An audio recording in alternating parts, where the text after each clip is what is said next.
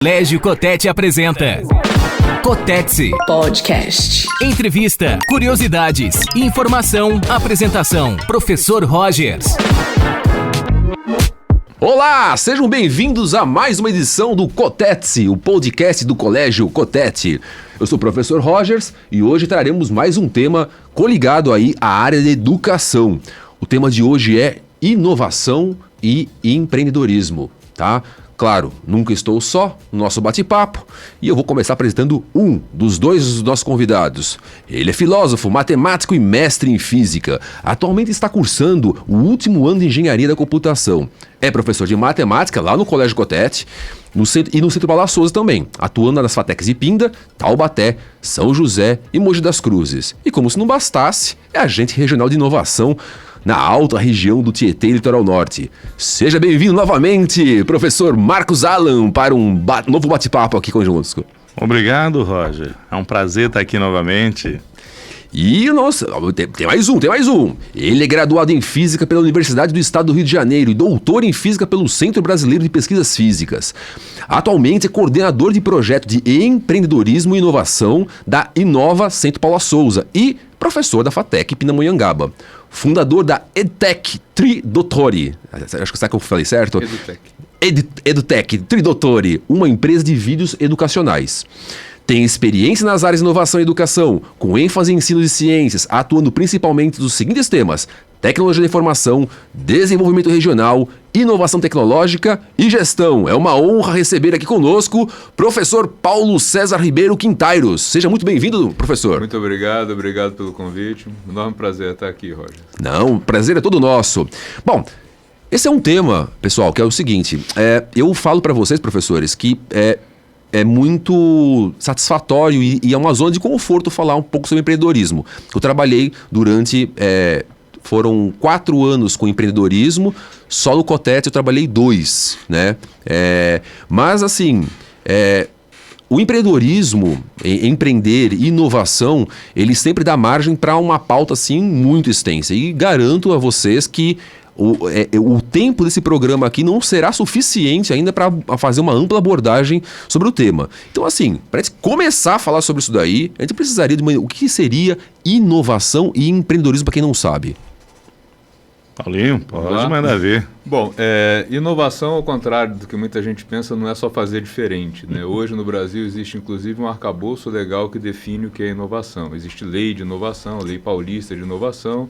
Então, assim, de uma maneira geral, a inovação é uma proposta de solução de um problema da sociedade, que pode ser para pessoas ou empresas, né, com uma solução diferente e que tenha mercado. Né? Ou seja, uma ponta importantíssima da inovação é que tenha um mercado que vá consumir aquela solução. Hoje são reconhecidos como potenciais de inovação de marketing, de produto, processo, serviço, né? Todos esses tipos de inovação são reconhecidos, mas sempre tem que ter a ponta de ser novo, resposta a uma demanda da sociedade e ter mercado. Uma startup, por exemplo, ela sobrecai nesse quesito, né, de inovação, por exemplo. Sim, sem dúvida. Inclusive, ela tem a lei das startups hoje, que é feita para protegê-las, para que elas consigam entrar no mercado. As startups, às vezes, dependendo da profundidade, da complexidade tecnológica que ela trabalha, ela demora muito tempo para conseguir levar os produtos ao mercado, né? Então elas precisam de uma certa proteção aí para não morrerem logo no início. Sim, sim. Até onde falei a memória, em algumas das minhas aulas ali de geografia, eu sei que assim, um dos berços das startups é o Vale do Silício, né? O Silicon Valley nos Estados Unidos, né? É a região californiana, né? Sim, sem dúvida. Sim. Vamos lá então. Existe um projeto dentro, é um projeto ou um processo? Depois vocês me corrijam, por favor, né? A Inova CPS, ou Inova Centro Paula Souza. Vamos discutir um pouquinho sobre isso? Vamos lá. É a nossa grande responsável institucional, né? Pela cultura da inovação e do empreendedorismo, né? Que busca aí ajudar o pessoal a desenvolver as suas ideias, né? A respeito. Quem tem uma boa ideia está sempre propiciando isso, inclusive a Escola de Inovadores, que nesse momento nós estamos em desenvolvimento, nós estamos trabalhando com o pessoal aí, que no estado de São Paulo foram quase 24 mil inscritos, né, Paulo? Sim. É um dos tripés, né, da nossa trilha de empreendedorismo. Daqui a pouco a gente pode falar um pouquinho mais a respeito disso.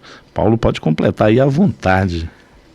Bom, Centro Paula Souza, a primeira coisa, né, que muita gente não sabe o que é o órgão que gerencia e administra todas as ETECs e FATECs do estado de São Paulo. Então, toda a rede, que envolve mais ou menos 300 unidades, aproximadamente 80 FATECs e o restante de ETECs, é gerenciada por esse órgão.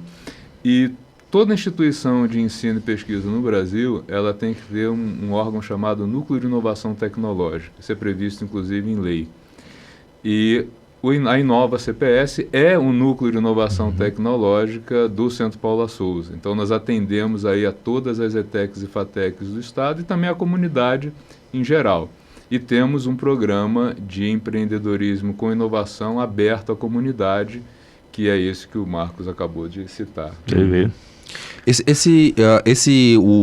A Inova, ela é um braço do Centro Paula Souza, ela trabalha dentro do Centro Paula Souza, ela presta um serviço de suporte externo, é isso? Sim, nós somos ao todo 42 agentes de inovação, cobrindo todas as regiões do estado de São Paulo e atendendo a todas as unidades, tanto programas que são restritos aos professores e estudantes das unidades, quanto aqueles que são abertos para toda a comunidade também. Certo. E esse tipo de trabalho, ele é feito assim, ele é interno, ele é remoto, ele é presencial? Me explica um pouquinho dessa... Tem algumas atividades que são presenciais nas unidades, muitas são remotas, especialmente depois da pandemia, né? Famosa pandemia. Antes da pandemia, a Escola de Inovadores era totalmente presencial. Aí, quando nós fomos para o remoto, por imposição da pandemia, nós tivemos um crescimento vertiginoso do número de participantes.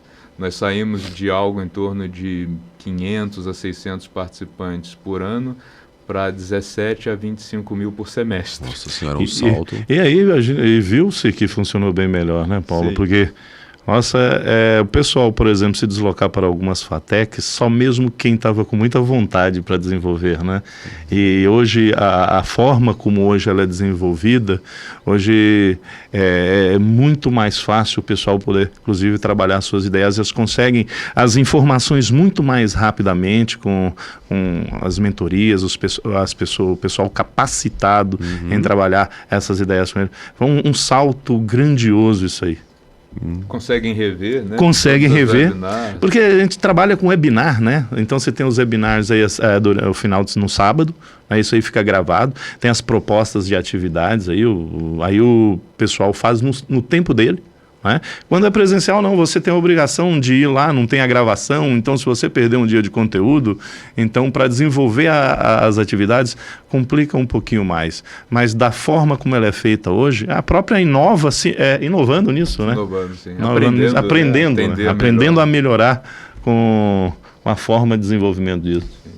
Se vocês pudessem, assim, vocês estão falando isso daí, eu estou aqui na minha cabeça aqui pensando, né? Trazendo um pouco assim para a nossa questão atual, né? Atualidade mesmo. Vocês acham assim que esse é um projeto que, na verdade, ele beneficia apenas a pessoa que está se capacitando nesse sentido, né? É uma coisa muito mais individual, ou isso daí tem uma colaboração social de maior vulto? Sem dúvida que tem uma colaboração de maior vulto social. Porque o nosso programa hoje, vou falar um pouco sobre ele funciona, essa parte de empreendedorismo, ele funciona dividido em 3 fases. Então, a primeira fase, que é essa que tem em torno de 20 mil participantes por semestre, ele é um curso de extensão para ensinar o que é empreendedorismo, o que é inovação. A pessoa que nunca ouviu falar de empreendedorismo, ou ouviu falar e não sabe, inovação também, não sei o que é, ele vai lá e aprende sobre isso. E, no final, né, algumas pessoas dizem, eu quero fazer isso, né, gostei, eu tenho uma ideia e quero colocar em prática, e outros simplesmente, foi legal, foi bom, quero meu certificado e não quero seguir por esse caminho. Aqueles que querem seguir, a gente oferece aí a segunda fase, que é chamada de vitrine. No vitrine, eles já não trabalham mais isoladamente, eles podem formar grupos, E a ideia é trabalhar um modelo de negócios, né? Como é que eu vou desenvolver aquele projeto, aquela ideia e torná-la em alguma coisa real, chegando até a prototipação do projeto. A gente faz isso ao longo de um semestre. E para aqueles que ainda querem seguir, a gente oferece o Acelera. O Acelera já é um grupo menor, onde a gente trabalha escrever o plano de negócios, fazer a parte de cálculos de viabilidade financeira do projeto e deixar o projeto pronto para conseguir recursos no mercado, públicos ou privados, para colocar a ideia de fato em prática. Então a gente oferece toda a trilha do não sei nada de empreendedorismo até como é que eu chego no PIP-FAPESP para criar a minha empresa. Certo. Outra coisa que eu estava pensando aqui também, quando eles estão falando, vamos supor, eles têm um dos eu poderia chamar de aluno, é isso? Dos alunos. Os participantes, né? Um dos participantes tem um insight, por exemplo, e ele quer colocar isso em prática. Então vocês vão oferecer toda a parte de suporte, né? Com relação a treinamento, com relação a ferramentas, sobretudo, né? E se, por exemplo, eles precisassem, por exemplo, de um investimento, como é que funciona isso? A gente trabalha com a questão de chegar nos investimentos pensando tanto no público quanto privado, né? O investimento privado ele é um pouco mais complicado para início de projeto. Geralmente os anjos, né, eles investem em empresas que já têm faturamento, né? Não é aquela coisa assim, tem uma ideia e algum investidor privado.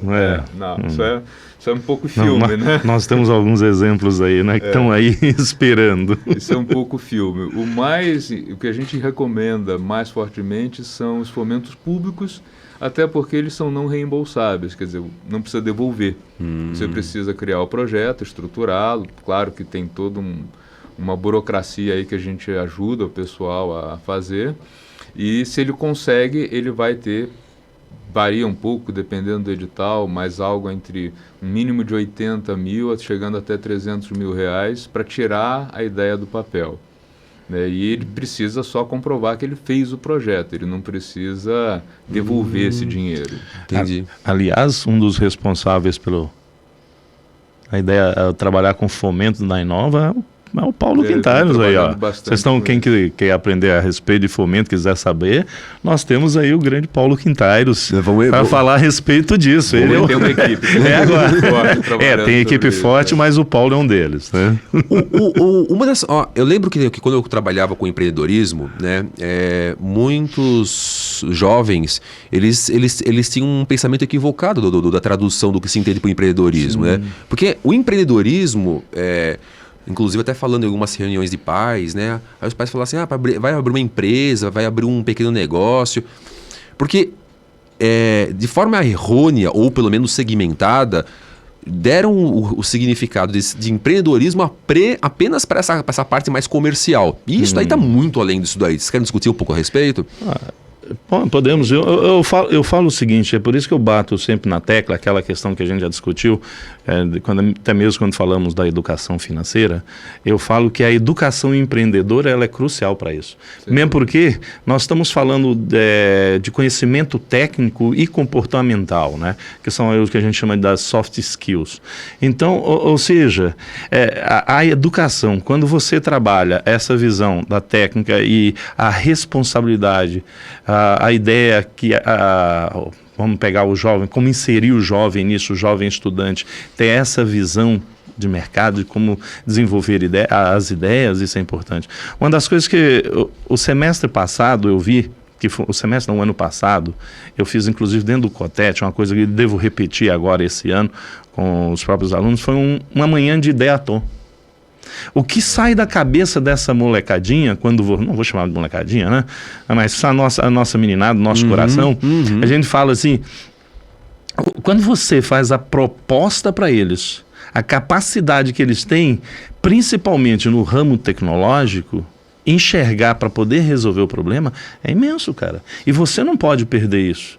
Então, quando você tem investimento a partir de colocar isso dentro da formação, Hoje as universidades já estão fazendo isso. Ou, igual, por exemplo, eu estou falando para vocês, eu estou terminando o curso de Engenharia da Computação, eu tive toda essa parte que a gente está trabalhando aí de empreendedorismo, a parte de inovação, essa parte de trabalhar conceitos de sustentabilidade, a parte de economia, toda essa parte de desenvolvimento de técnica e comportamental para você ter uma visão uma maior visão em relação aos problemas sociais. Porque esse que é o grande problema. Se você tem pessoas que estão pensando de forma inovativa, de forma empreendedora, o que você está pensando? Você está pensando em moldar... Primeiro, o que é inovação? A gente já fez essa pergunta hoje. Geralmente eu falo, mais do que criar novo produto, é tornar a vida das pessoas, melhor a vida das pessoas, né? Eu geralmente falo, antes de vocês pensarem na roda, ela já foi pensada. Né? Então, por isso a educação empreendedora, ela seria crucial dentro das nossas salas de aula. Por isso que eu falo, quando você trabalhava com o pessoal do ensino médio, o empreendedorismo criativo, não sabe a importância que isso faz na vida deles. Então, eles já começam... Eu tive meu filho que foi aluno teu. Não é? Então você já começa a ver como é que eles começam a pensar diferente. Hoje mesmo você já chega aluno perguntando, antes a aula de economia amanhã, professor, a respeito de investimento, assim, se eu quiser montar um negócio. A cada hora você chega um aluno perguntando isso para você. A gente precisa entender a forma salutar que isso deixa marcado neles. Então são esses caras que vão fazer a diferença. É esse ponto que eu gostaria de entrar exatamente nisso, né? Porque quando eu aplicava os conceitos, né? Porque primeiro a gente amacia o bife, né? Para a gente começar a trabalhar, a gente precisa criar com que eles enxerguem a necessidade da atitude de empreender, né? Que você falou uma coisa muito importante, Marcos, assim, resolução de problemas. Eu acho que empreender, né? Alguém que já tenha a mente voltada e aberta e treinada para o conceito de empreender, né? Que está, evidentemente, totalmente coligado com inovação, diante dos problemas da vida, ele vai saber resolver e tirar de letra. Né? E eu queria fazer uma pergunta agora, assim, de que forma que a gente poderia inserir esses jovens num contexto de inovação, de empreendedorismo. Qual é a forma que a gente poderia chegar nesse contexto? Assim, vamos supor, uma pedra bruta, né? Um jovem, um participante, inclusive do processo. Como a gente poderia fazer com que ele pudesse enxergar a necessidade de sair fora da caixa, porque você precisa sair fora da caixa para inovar e para empreender, você precisa simplesmente não pensar exatamente dentro de um padrão, um padrão sequencial. Você tem que jogar um brainstorm, né, que a gente chama. Né? Como é que a gente poderia assim, criar essa necessidade assim, e começar a abrir esses campos para o jovem nesse sentido? Olha, a Escola de Inovadores a gente tem esse foco, né? Exatamente o que a gente tenta fazer, né? A mudança de postura no jovem, ela é essencial, e a mudança ela é a seguinte, qual é a diferença do empreendedor para os outros, né? Onde eu vejo um problema, ao invés de ficar reclamando desse problema, eu penso numa solução, né? E o empreendedor é o cara que pensa na solução, consegue desenvolvê-la e pensar numa maneira de levar isso para o público. Né, que é o que a gente chama... O que é o modelo de negócios, na verdade? Eu cheguei numa solução que resolve um problema de alguém. Ótimo. E aí, como é que eu vendo isso? Né, como é que eu faço isso chegar até as pessoas? É uma venda direta? É uma venda indireta? Então, a gente tem percebido muitas pessoas com ideias criativas, digitais, analógicas também, para problemas que eles mesmos vivenciaram. Né, como exemplo, né, a gente já teve tantos aí, mas os caras perceberam que uma cantina de escola ela dificilmente consegue sobreviver porque ela tem pouquíssimo tempo para atender os estudantes, que é o horário do intervalo, e o que ela consegue faturar ali é insuficiente para ela se manter. Que tal fazer uma pré-venda online? Onde os pais ou os estudantes já compram o lanche e chega na hora do recreio, vai lá e só retira. Isso aumentaria as estimativas que já foram feitas, isso triplica o faturamento da cantina. Então tem gente trabalhando para oferecer um sistema que faça isso. Tem um outro grupo que esse é um dos sucessos que a gente tem dentro da Inova, que eles tinham a ideia de que o ozônio deveria ser usado para melhorar a pele, ressecamento, etc. Como potencializar o ozônio, eles fizeram alguns estudos, esse é um projeto um pouquinho mais complexo, e eles chegaram à conclusão que a mistura do óleo de avocato com o ozônio potencializa. Essa empresa está no mercado, está vendendo bastante, pode falar o nome? Pode falar o nome. Chama Avozon. Você colocar Avozon, você vai achar ela. Aí tem um site super bonito.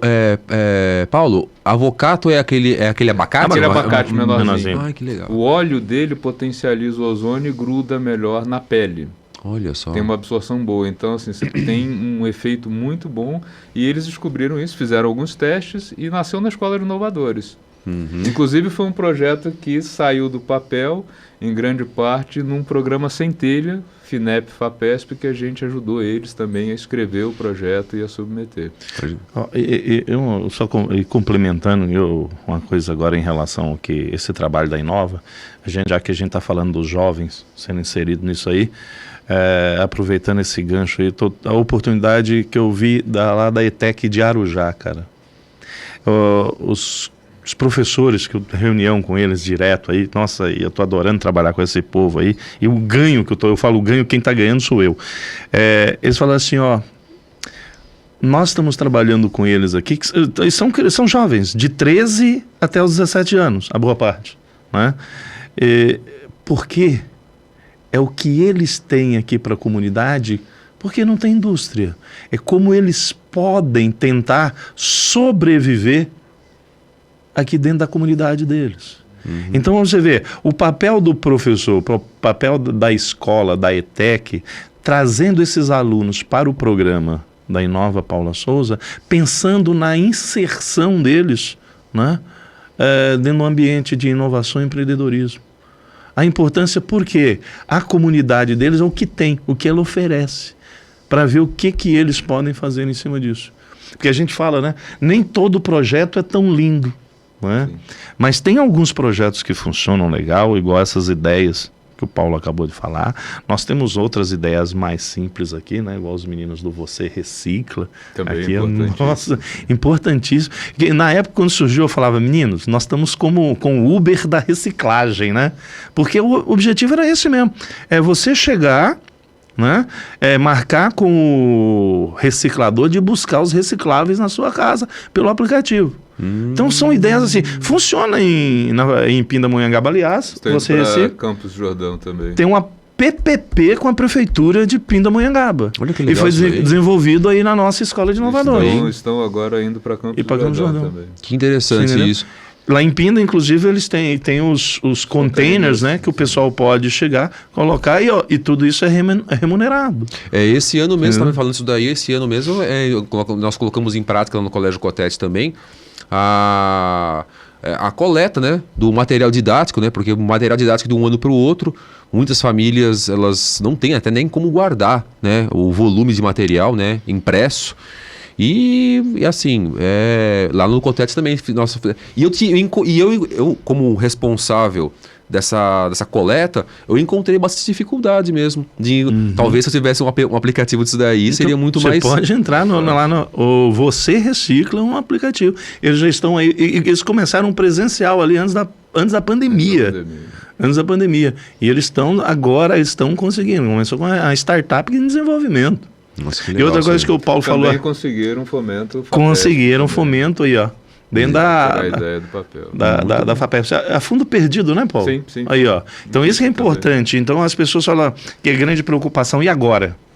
Eu consegui financiamento. Minha empresa está andando. E agora? Quem me ajudou, eu vou ter que dividir? Né? Daqui a pouco o Paulo fala um pouquinho a respeito de marcas e patentes. Isso, eu vou entrar em fomento, vou entrar em tudo isso daí ainda. Para a questão do empreendedorismo, uma das coisas também, assim, porque não adianta também ter uma mente aberta, né, pensar em possibilidades e inovação, se não tiver uma bagagem. existe uma grande responsabilidade, por exemplo, do conhecimento tradicional, né? Das disciplinas tradicionais. Então, a geografia, a história, a sociologia, a filosofia, a matemática, a física, língua portuguesa, literatura, enfim, né? E isso daí, ela agrega no processo de inovar e empreender. Vocês concordam com isso? Sem dúvida. Eu acho que trabalhar com projetos de inovação dentro de uma escola envolve tudo isso. Né? Porque dependendo do projeto, inclusive além, né? O grau de educação, de instrução que você agrega é enorme. É enorme. Eu falo, aquele negócio, a própria, quando a gente está tendo a experiência, as aulas de economia, o que isso agrega? O que eles querem saber a todo instante? Gente, eles têm sede. Se você então usar a parte da tecnologia para isso, é lógico, você tem que entrar no ambiente dos mais jovens, que igual, por exemplo, nós estamos falando de alunos do 2º ano do ensino médio, onde nós temos economia. Agora, o que a gente precisa, de fato, é entrar no universo deles, entendeu? Para poder, porque senão vai ficar aquela coisa marrenta, você sabe. É totalmente diferente dar uma aula de economia para eles e dar aula de matemática. Parece que é o mesmo professor. Parece que quando entrou de matemática, parece que entrou o carrasco. Agora, quando entrou de economia, beleza, nós vamos falar do que a coisa funciona e é o espaço para você fazer isso. Certo. Né? Então... Marcos, eu estava conversando com o Marcos aí e o professor Paulo nos bastidores, e eles falaram uma coisa que eu fiquei com a pulguinha atrás do olho que me causou curiosidade. Trilha do empreendedorismo. Como é que funciona a trilhas?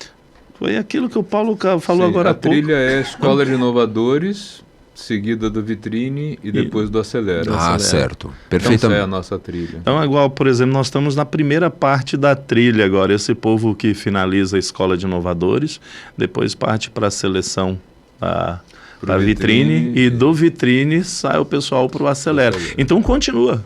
Isso aí tem que continuar. E se uma ideia não der certo? Olha, depois você vai contar com o bom e com o ruim.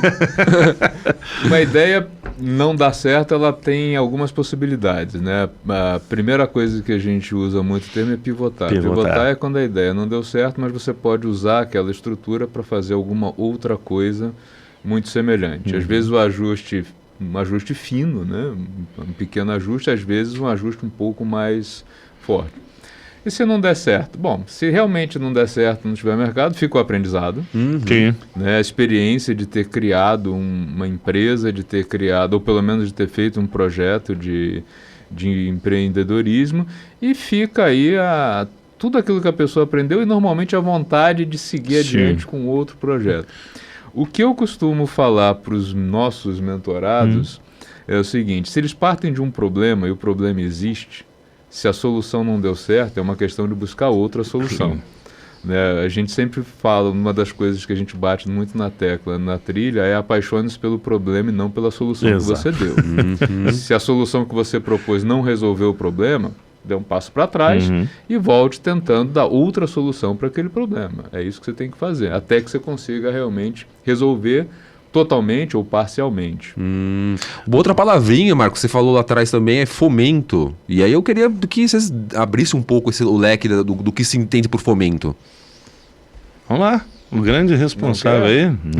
Não quer ir? Você não quer ir? Falar de fomento aí com o menino aí que conhece o caminho das pedras. Hoje, felizmente, nós temos no Brasil fomento público para praticamente todas as fases de uma startup, de uma empresa, né? Esse fomento, ele pode ser... Fomento, na verdade, é dinheiro, né, dado para um projeto, né, não para uma empresa, mas é para um projeto de uma empresa, normalmente. E ele pode ir desde o não reembolsável, que é um fomento que não precisa ser devolvido, você precisa só comprovar que o projeto foi feito, passando pelos fundos que são subsidiados, tem que devolver, mas com taxas bem mais baixas, bem mais amigáveis que você encontraria na rede bancária, por exemplo, e aquele que não tem realmente nenhuma proteção, né? Como é que essa distribuição? Hoje utiliza-se no Brasil oficialmente uma escala que foi criada pela NASA, que é chamada escala TRL. O nome assusta um pouquinho, mas ela vai de 1 até 9, onde 1 é uma ideia que está sendo desenvolvida, que eu vou ter que fazer pesquisas ainda para ver se aquilo vai dar certo, até como levar o produto ao mercado, que é o 9. Então, primeira coisa importante do fomento é descobrir em que fase está seu projeto. Quanto mais próximo do 1, mais fácil conseguir não reembolsável. Quanto mais próximo do 9, mais difícil. Né? Então, esses fomentos, eles começam, como eu disse, aí na faixa de 80 mil no Centelha, 300 mil nos PIPs, alguns PIPs são de 110 mil, até projetos na faixa intermediária de 2 milhões, ainda não reembolsável.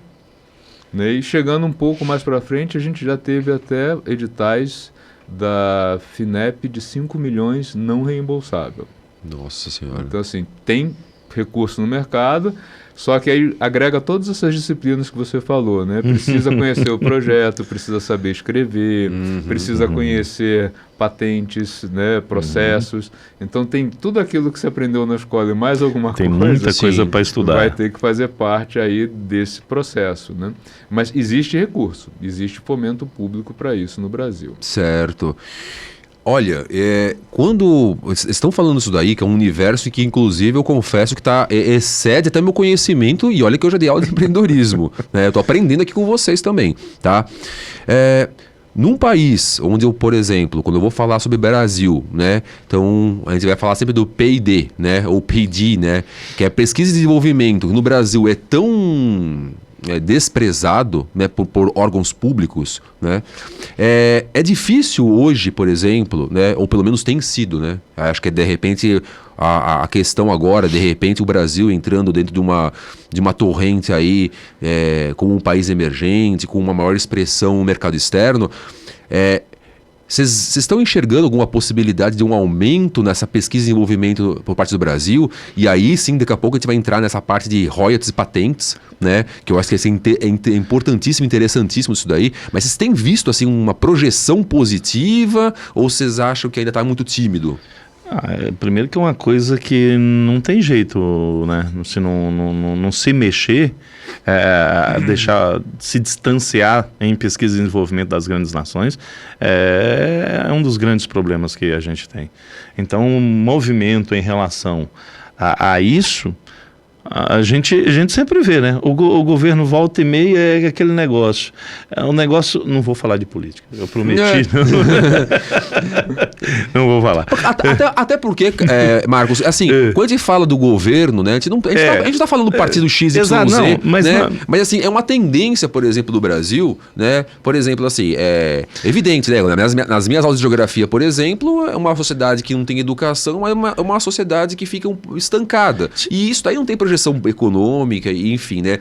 E a própria pesquisa e desenvolvimento, na inovação e empreendedorismo, é um patamar que ele está ali depois dessa... Ele é complementar à educação. É como se ele fosse pegar a educação, né? E manipular isso daí em benefício não só próprio, como também do coletivo, como a gente acabou de falar. Sim. Né? Mas assim, o que eu vejo, né, dentro de alguns sistemas, né, e a gente trabalha, né, com torrentes, né, dentro da parte do governo, alguns que na verdade eles se vertem um pouco mais para esse propósito. Outros, parece que eles deixam mais em letargia e a chave, acho que, da prosperidade de um país é justamente essa parte de pesquisa e desenvolvimento, né? Dinheiro tem, né, Paulo? A gente fala, como o Paulo falou, e agora o negócio é como chegar a ele. Então, a questão do desenvolvimento em relação aos projetos, você acaba tendo, como você tem FAPESP, como você tem alguns outros projetos, igual a gente fala do Centelha, né? Você tem tanta... Eu acho que a gente tem no Brasil, o Brasil é um país enorme, cheio de desigualdades, né? A gente tem alguns estados, alguns municípios que fizeram programas que eram daquele governo, e aí o governo acabou e passou. Sim. E temos alguns que são os que estão dando mais frutos, que vêm a vários governos, passando por diferentes partidos no poder, e o programa se manteve. Então são programas estáveis e que têm uma existência própria, né? Dentro do estado de São Paulo é um dos mais fortes no Brasil. A Fundação de Amparo à Pesquisa do estado de São Paulo, ela vem fazendo isso há décadas, né? com continuidade. A gente tem no nível federal, a gente tem a FINEP, que vem fazendo isso também sistematicamente, há muitas décadas também. E alguns outros estados que as fundações de amparo, elas têm voos de galinha, infelizmente. Né? A gente espera que algum dia... Seria fantástico se seja uma FAPESP, né? Uma FAPESP. Uma FAPESP, né?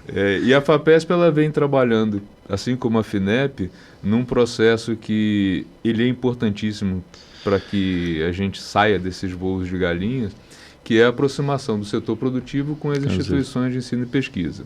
Certo. A gente tem, historicamente, do Brasil, a universidade nasceu para formar pessoas que vão trabalhar não se sabe onde, e a indústria fica do outro lado e parecia que existia um muro. Né? Essa aproximação entre quem produz e quem gera conhecimento, ela é muito importante. E eu tenho visto um crescimento disso. Tá?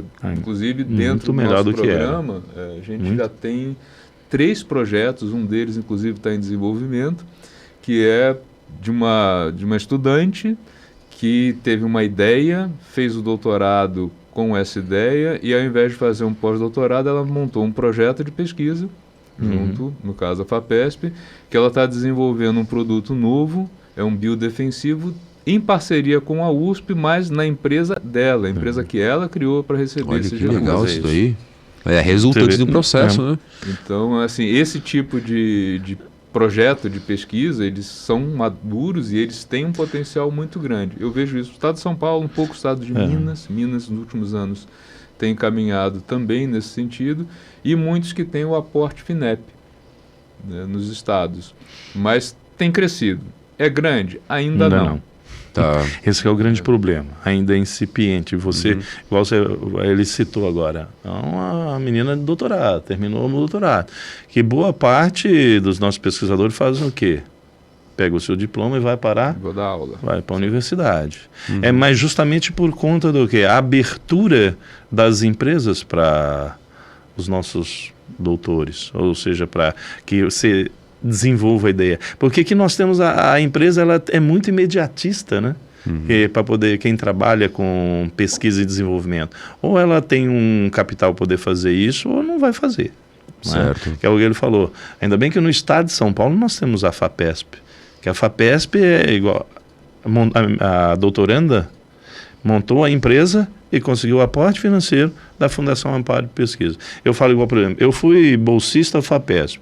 Né? Então você tem a FAPESP, ela não investe só na sua formação educacional, ela já começa a investir na sua formação empreendedora, que é o mais importante, que a gente precisa disso. Certo. Que a gente precisa disso. Como sociedade, a gente precisa disso. Sim. A inovação e empreendedorismo. Então, é o que ele falou, se todos os estados tivessem a FAPESP do jeito que nós temos, mas eu não sei nem se foi isso, essa questão toda da FAPESP não foi um acaso, né, Paulo? A gente fala a respeito dessa forma como ela criou, né, isso aí em relação aos aportes que o governo faz para ela, né? Você que gosta dessa história aí, né? Mas é uma forma, né, que o Estado deve ter de proteger essas ideias inovadoras que vão gerar frutos. Sim.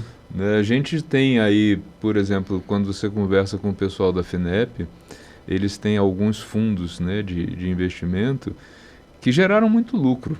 Porque a empresa que começou com uma ideia foi para a Bolsa de Valores. Certo. Né? E eles fizeram todo esse acompanhamento. Então, são algumas empresas de grande sucesso e que começaram assim, com uma ideia dentro de uma universidade ou de alguém de uma universidade com alguém de fora que tinha um conhecimento mais prático e que viraram empresas de grande renome e que estão gerando lucro, estão gerando empregos, estão gerando impostos. Olha, né? que legal isso daí. E assim, o interessante é que isso daí é o que eu falo assim, né, de uma forma até popular, falando assim, é um saco sem fundo, né? Porque você pode pegar a ideia de inovar, de empreender e você coligar com qualquer área da graduação, ou até mesmo a parte técnica, né?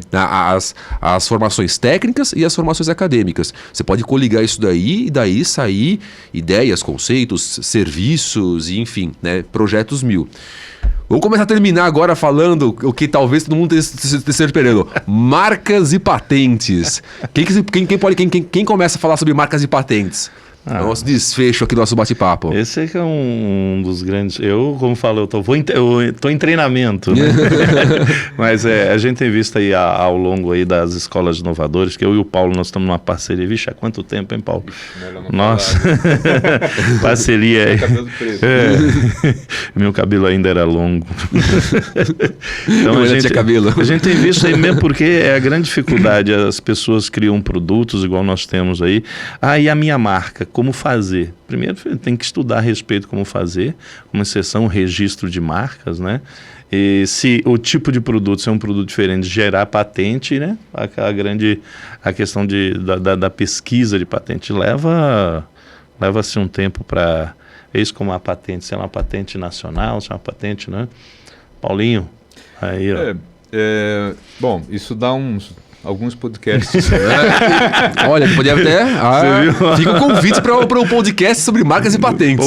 Podemos fazer, mas assim, no geral, né, a gente trabalha no conceito de propriedade intelectual, que é alguma coisa mais ampla, que envolve direito autoral, direito conexo, né, as denominações de origem também, as patentes, que tem mais de um tipo, e as marcas. Né? Certo. Então, falando rapidamente só sobre marcas e patentes. A marca é um sinal distintivo de uma empresa, né, que distingue uma empresa. Por isso... Uma logomarca, por exemplo, é uma marca. É uma marca. Né? Você pode ter uma marca que ela é um desenho, né, que identifica uma empresa, um nome, né, o Cotetse ali, né, é uma outra marca possível.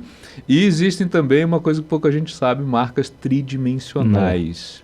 O mascote, antes de você falar de tridimensional, o mascote também pode ser, por exemplo, existem algumas empresas que eles carregam um mascotinho, né? O mascote também, ele tem... Pode ser também. Primeira vez que eu vejo alguém fazer uma pergunta a respeito do mascote. Pode ser. Desde que ele não seja alguma coisa que esteja em domínio público, né? Não pode ser, por exemplo, ninguém pode ser dono, por exemplo, de um panda, da figura de um panda. Um panda estilizado, como por exemplo a Apple é dona de uma maçã estilizada, isso mordida. Pode. Né? Mordida de uma forma específica. Qual é uma diferença muito forte entre marca e patente? Bom, são coisas totalmente diferentes, tá? Mas uma que a gente sempre acentua é que marca é infinita. Né? Uma empresa que é dona, uma pessoa que é dona de uma marca, ela tem que pagar no Brasil uma taxa a cada 10 anos e ela renova isso indefinidamente. Certo. Então, você deve ter observado, por exemplo, que aquela garrafinha de vidro da Coca-Cola, ninguém produz aquilo. Porque aquilo é uma marca tridimensional da Coca-Cola. Que é o que você fala agora, tridimensional. Né, uma marca tridimensional, assim como o Yakult também, aquele potinho bojudinho. Exato. Ninguém copia aquilo é uma marca tridimensional vigente da Yakult. Então ninguém pode produzir aquilo, pegar um produto, uma embalagem como aquela e colocar outro produto que é proibido. Mas assim, a associação de um objeto, por exemplo, Bic, né? Nossa, a famosa Bic, né? A tampa da Bic, por exemplo, né? Se ela quiser associar isso daqui como uma marca, ninguém pode copiar isso aqui e não é bem uma patente. Eu não sei se eu entendi direito. Não é uma patente. Não. Aí, do ponto de vista da propriedade industrial, aí nós temos patentes de invenção, que é quando alguém cria alguma coisa totalmente nova. Temos as patentes modelo de utilidade, que é quando você pega alguma coisa que já existe e faz uma mudança que tenha uma otimização ou que tem uma nova funcionalidade. Mas tanto a patente de invenção quanto o modelo de utilidade, ela tem que ter uma finalidade. Você tem que provar que aquilo tem uma finalidade, que ele vai resolver algum problema. Num caso como esse, que seria, por exemplo, só um desenho, aí existe a proteção por desenho industrial. Nossa, que é bem amplo. Nossa, a discussão é bem ampla em cima disso daí, né? Então, vamos pegar um exemplo. Você imagina uma air fryer, por exemplo. Acabou de sair um modelo novo. O cara criou um motor diferente para fazer o processo lá de uma air fryer. Né? Air fryer é um nome comercial, enfim, daquele tipo de aparelho. Sim. Ele pode entrar com pedido do registro do motor, do processo, e se ele conseguir a patente, ele, né, como seria um aprimoramento de um motor, ele tem a exclusividade na produção daquilo por 15 anos. Então, ele pode licenciar isso para alguém produzir, ou ele pode produzir e não deixar ninguém produzir. Depois de 15 anos, esse projeto cai em domínio público, ou seja, qualquer um pode entrar no INPI, ver como é o projeto. Enquanto ele tiver com a patente vigente, não é possível, não é permitido explorar. Depois que cai em domínio público, qualquer um pode Paulo, fazer. quem que lavra essas patentes? Quem, assim, então eu idealizei um negócio aqui, fiz tal. Quero homologar e quero... Quem que é responsável por registrar essa patente? Ótimo. Cada país tem uma legislação própria de patente, não existe patente internacional. Isso é uma coisa que muita gente vem perguntar, não existe. Patente é nacional sempre. Tá? O que existem são patentes que são requeridas em vários países. Tá. Por exemplo, assim, vamos pegar um exemplo, um Mickey, no Walt Disney, por exemplo. A partir da criação do personagem, ele tem uma patente em cima daquele... Ele é uma marca. É uma marca. Ele é uma marca, porque ele não tem produção industrial. Entendi. E aí ele, no caso, ele tem uma vida Por isso você falou que as pessoas confundem, né? O que é uma marca e o que é uma patente. A obra, né? A obra, direito autoral. Agora, por exemplo, se eu criei, voltando aí, uma nova air fryer, esse motor eu posso protegê-lo. O cara que criou aquele motor, primeiro, como ele era uma coisa totalmente nova, ele teve 20 anos de exclusividade. O que eu posso fazer? Eu criei esse produto no Brasil. Eu imagino que ele possa ser produzido pelos chineses. Eu peço um registro também junto ao órgão chinês. Talvez os americanos queiram, tem que fazer o registro lá. No Brasil, é feito num órgão chamado INPI, que é o Instituto Nacional de Propriedade Industrial. Certo. O processo é todo online hoje. E o que a pessoa faz? Ele entra, faz primeiro uma busca para ver se ninguém já criou aquilo, né? Pode acontecer também. Às vezes você tem uma ideia que você acha que é super inovadora Já tem alguém lá. Alguém já fez aquilo. Ele pode ter idealizado, mas não ter colocado a produção, por exemplo. Sim. Ou ninguém se interessou para produzir, né? A gente não pode esquecer, por exemplo, que o Graham Bell, ele registrou a patente do telefone 40 minutos antes de um outro cara que eu não lembro o nome, em outra cidade nos Estados Unidos. Os dois tiveram, de maneira absolutamente independente, a mesma ideia, chegaram a produtos muito semelhantes e foram, aí é uma coincidência histórica incrível, foram registrar no mesmo dia. Essa história eu não conhecia. O Graham Bell registrou menos de 1 hora antes. Caramba. Por isso ele ficou com o microfone. Agora, às vezes o cara tem uma ideia e ela esbarra em outras patentes. Vou te dar um outro exemplo clássico, dela, né? Famoso também. O Marconi criou o primeiro rádio, mas ele usou mais de 20 patentes que pertenciam ao Tesla. Por isso, ele não tem direito à patente e ao registro do rádio. Ele pertence ao Nikola Tesla, porque tinham mais de 20 patentes do Tesla dentro da invenção dele. E quem determina isso aí, por exemplo? Quem assim, vai falar, ele inventou o rádio, mas aqui tem muito Tesla aqui. Quem que determina isso aí? É o próprio... No caso, o próprio Tesla pode entrar com recurso, né? Que é o que as empresas normalmente fazem, né? As empresas ficam monitorando, né? Isso é monitorado, esse negócio de espionagem industrial. Entra o pedido no INPI, esse pedido é público, as empresas que têm interesse, eles já ficam monitorando para ver se alguém está fazendo alguma coisa que copie uma patente deles, né? E isso vale aí para todo o mundo. E se você tem uma ideia inovadora, você tem que pensar em protegê-la. Esse é o ponto. Né? Antes de exibir, tem uma coisa muito ingrata nisso que a gente tenta orientar os nossos participantes, que é o seguinte: pedir uma patente é tornar público pela primeira vez alguma coisa que você fez. Se você apresentou aquilo numa feira, tiraram foto e botaram na internet, você já tornou era público antes, você não tem mais já direito era, não tem jeito a fazer esse registro. Sei. Então esse é um detalhe Nossa, muito... Você idealizou alguma coisa? Se cala, não saia cantando. Exato, é por aí. Consulte alguém, a gente dá essa orientação também. Como é que eu posso mostrar isso na feira da escola sem perder o direito de patentear esse produto? É curioso isso daí, porque inclusive eu já vi algumas reportagens, né? Aquelas mostras culturais, feiras culturais e escolas, e assim, ideias assim, fantásticas de alunos ali simplesmente expondo na maquete ali, né? Expõe fotografia, nossa, essa geração tem a mania de fotografar registrado. Registra, já registrado. Sim, né? Ainda se fosse para uso pessoal, né? Enfim. Gente, infelizmente eu chego aqui ao final dessa conversa, mas nossa, fechou com marcas e patentes aí, foi o... Eu te falei que eu ia trazer alguém bem técnico aqui hoje, ó. Eu te avisei. Nossa, gente, assim, aprendi muito com a conversa aqui com vocês, tá? Agradeço super. Professor Paulo, fica o convite aí pra gente abrir mais um podcast, foi mergulhar um pouco mais nessa questão de marcas e patentes, que aqui eu fiquei cheio de curiosidade. Fiquei cheio de curiosidade, cheio de interrogações. Mais uma vez, Marcos, muito obrigado pelo comparecimento, né? Aí. E vamos que vamos aí. Então. Pessoal, é isso aí, ó. Curta, siga, compartilhe, badala o sino aí. Muito obrigado e até a próxima.